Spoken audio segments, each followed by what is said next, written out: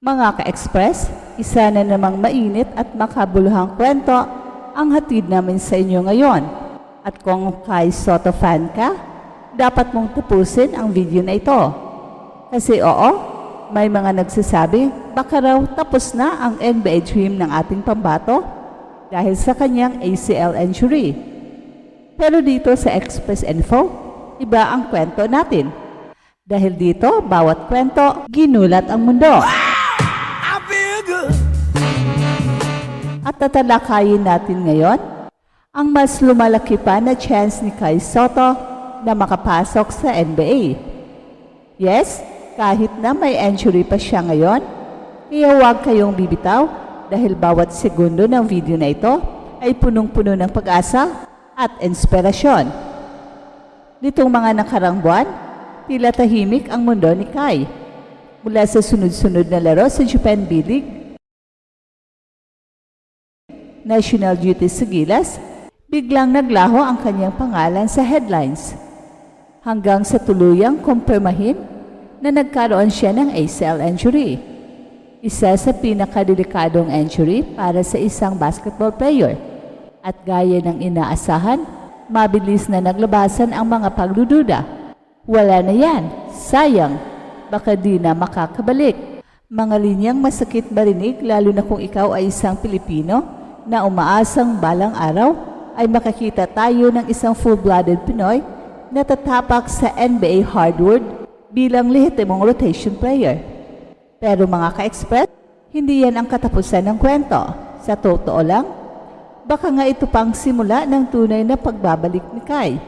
Ang kahalagahan ng pahinga, tandaan natin, mula nang sumikat si Kai sa Ateneo, halos wala na siyang pahinga.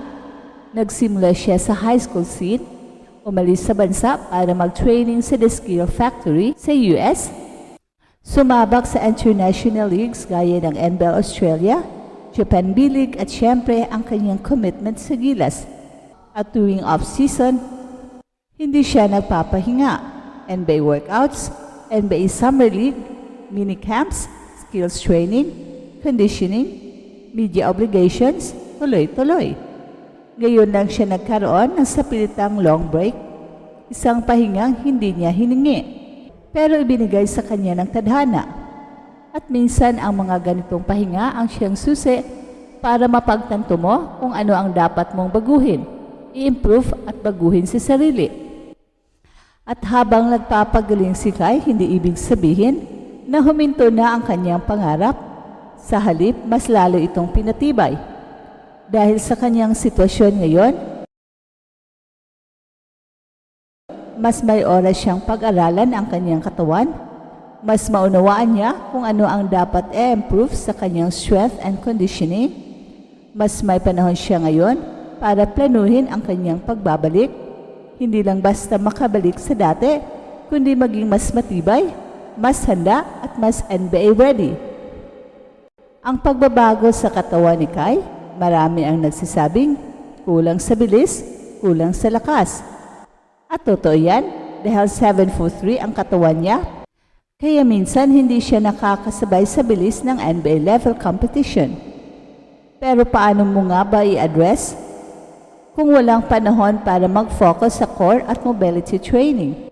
Ngayong out si Kai, wala siyang pressure na maglaro bukas, wala na siyang game sa weekend, wala nang back-to-back games na kailangang paghandaan. Ang lahat ng oras niya ngayon, pwedeng ituon sa rehab, strength conditioning at muscle development. Ito ang mga bagay na hindi niya pwedeng gawin ng todo-todo habang may regular na games. Kasi nga, sobrang nakakapagod. So imagine mo mga ka-express, isang Kai Sotto na rested, fully rehabilitated, mas explosive at mas mabilis. Isang Kai Sotto na hindi lang umaasa sa height, kundi may lakas at bilis din para sumabay sa modern NBA big men. Hindi ba't mas nakaka-excite yon? Ang inspirasyon ng NBA comeback stories at kung isipin mong imposibleng makabalik mula sa ACL injury, tingnan natin ang mga kwento ng NBA mismo. Zach LaVine, Derrick Rose, Jamal Murray, Paul George, Klay Thompson, lahat sila galing sa matinding injury, ACL, Achilles fractures, pero nakabalik at mas naging impactful pa. Bakit nga ba? Kasi nagtiwala sila sa proseso. At si Kai, hindi lang tiwala ang meron siya, may buong bansang nagdadasal at naniniwala sa kanya. Kaya kung may pagkakataon para bumalik at pasabugin ang mundo ng basketball, eto na yon. NBA shifting needs, advantage ni Kai Sotto, at isa pa sa dahilan kung bakit lumalaki ang chance ni Kai na makapasok sa NBA ay ang unti-unting pagbabalik ng interest ng liga sa versatile big men. Sa mga nakaraang taon, naging uso ang small ball, pero ngayon, napapansin na ulit ang value ng mga malalaking centers na may skills tulad ni Victor Wembanyama at Chet Holmgren. And guess what? Kai fits that mold. Kailangan lang niya ang tamang oras, tamang timing at tamang pagkakataon. At ngayong season, ng kanyang pahinga, may chance siyang i-retool ang kanyang katawan para mas maging competitive sa ganitong uri ng laro. Hindi pa huli ang lahat. Alam natin na bata pa si Kai, 22 years old pa lang siya. Marami sa NBA players sa ganitong edad pa lang nagsisimulang makilala. At para sa mga katulad ni Kai na galing sa international route, mas mahaba pa ang pasensya ng mga NBA scouts at teams at nakikita nila ang potensyal lalo na kung maganda ang recovery at development path. Kaya huwag tayong mawalan ng pag-asa mga ka-Express dahil habang marami ang bumibitaw, tayo dito sa Express Info, mas hinigpitan pa natin ang ating paghawak, hindi dahil sa ilusyon, kundi dahil sa ebidensya, potensyal at paniniwala. Kaya sa lahat ng nagsasabing tapos na ang NBA dream ni Kai, maghintay kayo. Dahil minsan, ang katahimikan ay hindi sinyalis ng katapusan, minsan ito ay paghahanda para sa mas malakas na pagbabalik.